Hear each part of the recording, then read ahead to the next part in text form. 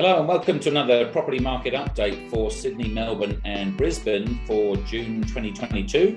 And as usual, we're joined by Staley from Infolio Property Advisors and Your Empire in Melbourne, and Zoran Solano from Hot Property Buyers Agency and Your Empire in Brisbane, and myself, Chris Gray, in Sydney. Well, as it's we're actually recording this on the 1st of June at 9 in the morning, so we haven't actually got the results for what happened for capital growth in the last month. So what I thought I would bring up is actually the auction clearance results, because a lot of people are saying, oh, the market's down, I should be able to get a bargain. Like if we look at Sydney, it's got 42%, Melbourne 47%, Brisbane 28%. And so I thought we'd go around the areas to try and explain these, to try and put it in perspective. And certainly if we look at Sydney, it's got 246 sold at auction, but 312 sold prior to auction and 45 still after auction, but certainly 675 that are still being advertised again. So I guess really from our perspective, what quite often we talk about, and I'll just pull that down now, is quite often we say that, look, good properties always sell well. It's the ones that are on main roads, high traffic areas, super noisy, haven't got parking, all of those kind of things that don't sell. And almost not a lot of those are selling. But then if you get 100% clearance rates on the good ones, that gives you the balance of the 50% clearance rates all in all. And so we don't really care what the auction results are, because we know good properties sell all the time. And again, a lot of them are selling prior to auction, which is a good sign that vendors happy to negotiate. And if you give them a good price before, then they'll probably take it. But also, if it doesn't sell at auction, there's always a time to do a deal again. But we'll jump to ladies first. Lauren, what do you read out of those results? Well, it was really interesting. I was out and about on the weekend. We were at 4 auctions and every single one of them sold competitively and under the hammer. But again, we're picking the absolute eye teeth out of property and only looking at the best of the best. So there is an expectation that those properties will sell.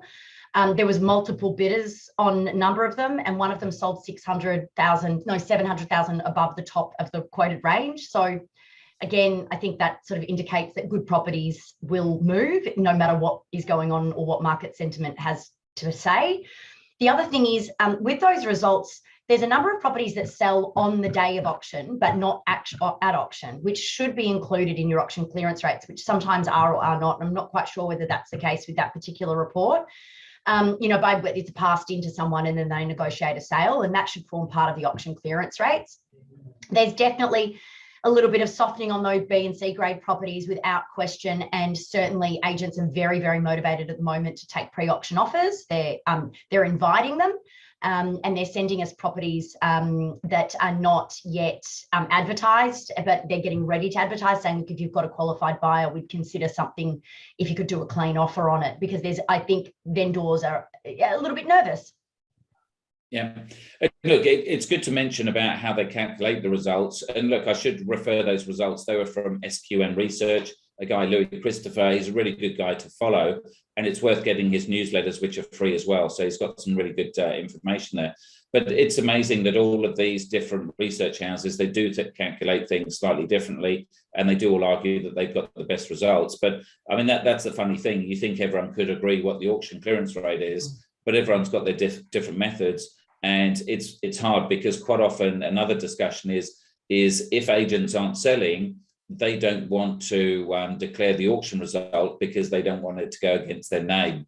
So again, we always say with all these statistics, take them with a pinch of salt, because it can change. When they're selling, they want the whole world to know, whereas when they're not selling, they try and keep it quiet.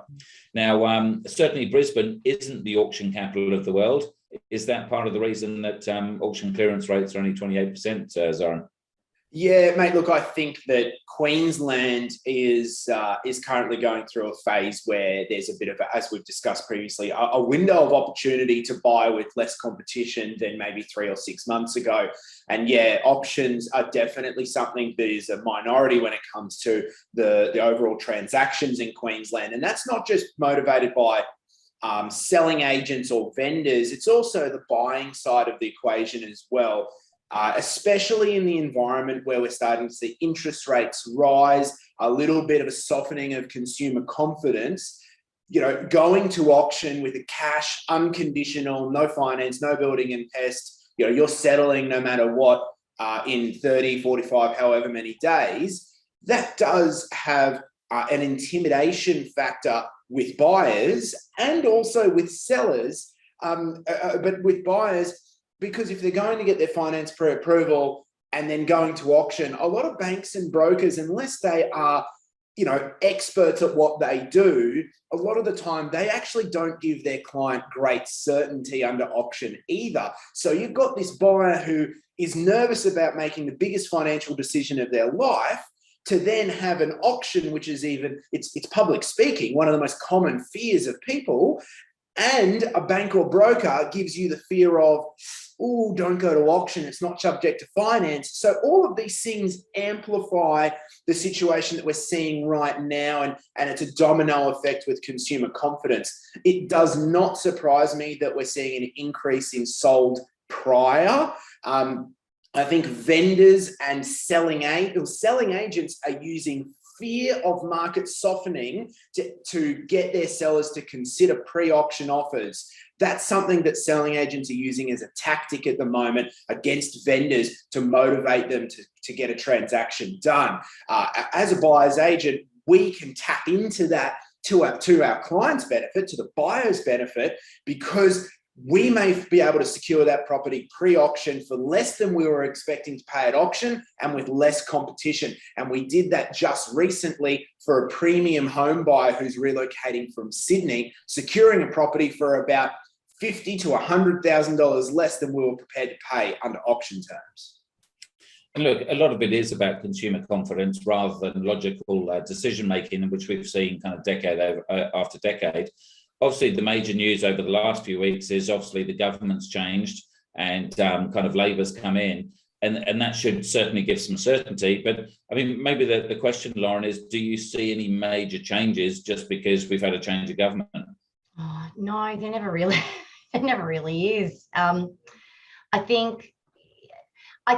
My feeling is that there's always going to be people who will say that they don't want to do something because of interest rates or because of market softening or because there's an election pending or whatever. And that's fine, but they're probably never going to buy anyway. There's always a reason why not. Ultimately, and this is my entire view on good property, you should be holding it anyway. It doesn't really matter when you're buying it. If it's over a 7 to 10 year period, you're going to have peaks and troughs. So we've had 30, 40% growth. If you need to dip a little, it really doesn't matter, when you look at the overall numbers. I think that what we'll see, the main things that we're going to see though, is that I would argue that you wouldn't sell a property now unless you had to, because there is too much negative sentiment out in the marketplace. So why would you put a property on the market unless you had reason to do so? You've either bought already or you need to. So I think that we're not going to see much available probably until after the July school holidays. And then I think come August, September, October, we'll see those stock levels increase, probably a bit of flurry of stock, which will help from buyers' point of view.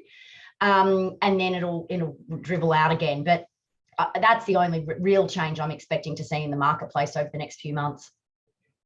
Yeah, no, it's amazing because the last time we had the elections, then Labor were talking about taking negative gearing out, which meant logically everyone should be buying before the election to make sure, because it was probably going to be grandfathered, meaning that effectively if you owned the property before the election, you could still get negative gearing. But again, people didn't act logically. They all waited and then they all bought afterwards. And obviously the libs were still in, which was fine. But yeah, everything would say buy it before. So, and look, certainly with stock levels, we never find that there's any stock. Sure, there might be a whole bunch of rubbish stock that we don't care about. It doesn't make any difference. But the A-grade stock that you were talking about before, Lauren, then in Sydney, we just don't see any of it. And it's always been in short supply for the 25 years that I've been there. I feel like it's a reoccurring theme saying that there's not enough good property.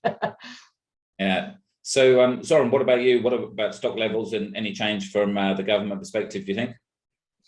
Yeah, stock levels are, again, I just reiterate what you guys have mentioned, quality stock is low. I'm getting more calls from selling agents trying to sell the B and C grade stuff that was moving quickly, but now is taking more time. And that's definitely a sign of market change. But again, quality is always quality, like what Lauren said. If you've got a longer term outlook at the end of the day, then now's a good little window of opportunity. I do have some people I'm working with at the moment who I guess are really taking a back seat at the moment, hoping that this softening will result in a lowering of price points, more vendor discounting.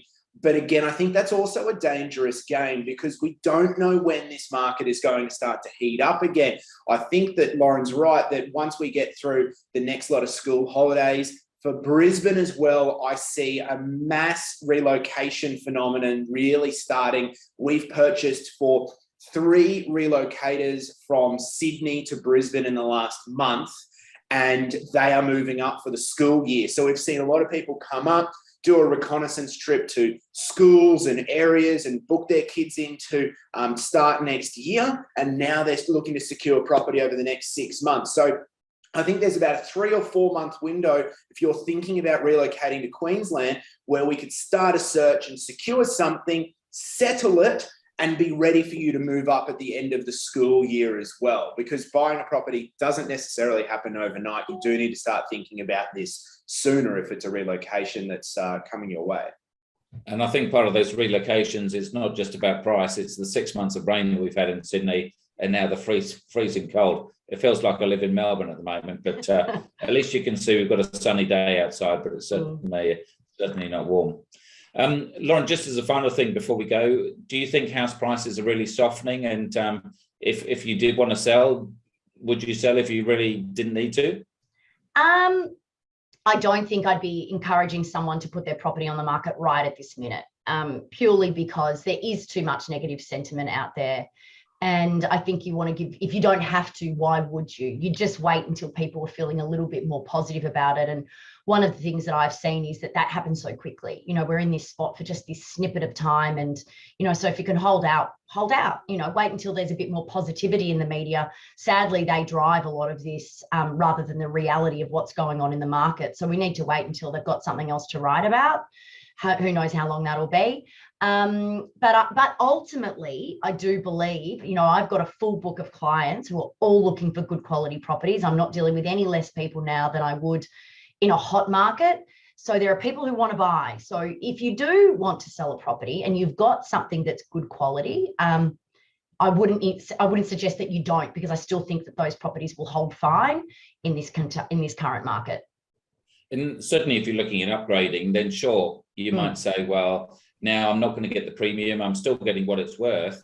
Yeah. But if you're then upgrading and spending twice the amount of money, any money you might lose on your property compared to 6 months ago, potentially you're getting double that if you're spending twice as much money. So if you are going to sell, ideally you want to buy in the same market as well. That's right. Trading in the same market's the key, isn't it?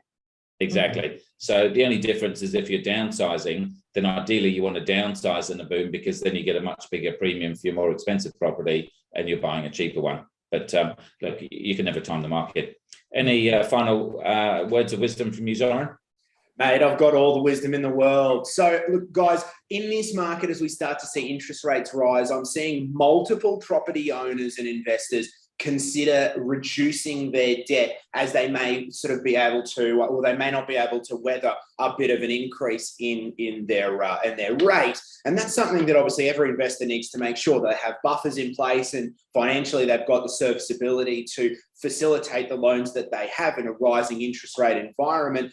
But one thing that I have consulted with clients recently is to be really, really selective of which properties you divest from your portfolio in this market. Some people will rush to sell the property with the most equity, probably their best performing property, because that's going to give them the most cash or reduce their debt the most. But I actually think you need to be looking at it the other way at the moment. Where is the dead weight that is going to potentially have very minimal growth for a prolonged period of time if we do see a market stabilization? I've got a client who's looking at selling one of their Gladstone properties, or a property I purchased for them here in Brisbane, And while the Brisbane property has all the equity and that would unlock the cash that they really want, the opportunity cost would be that they have to then hold this Gladstone property, which, as we know, ebbs and flows significantly. So be really, really selective,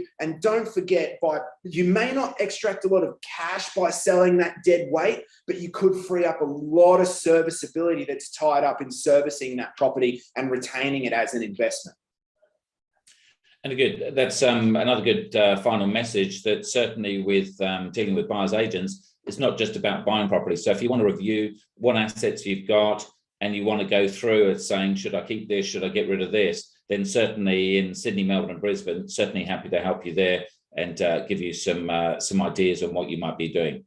So certainly reach out to Lauren Staley and Folio Property Advisors in Your Empire in Melbourne, Soren Solano at Hot Property Buyers Agency and Your Empire in Brisbane, and myself, Chris Gray in Sydney. Thanks for joining us, and we'll see you again next month.